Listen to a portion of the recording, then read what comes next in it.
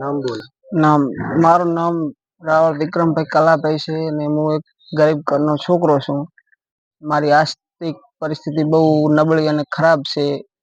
તમને સૌ પ્રજાજનોને સોશિયલ મીડિયાને મારે એટલી નમ્ર વિનંતી છે કે મારી પરિસ્થિતિના ખરાબના કારણે મારો ગુજરાન હું ચલાવી શકું તેમ નથી. મારે 2 કિડની ફેલ થઈ ગયેલ છે એવી તકલીફ છે અને મારા છોકરા નાના છે અને નથી ઘર નથી બહાર ને પરિસ્થિતિ બહુ ખરાબ છે. મારી નમ્ર અપીલ ને વિનંતી છે કે મારી આર્થિક મદદ કરજો.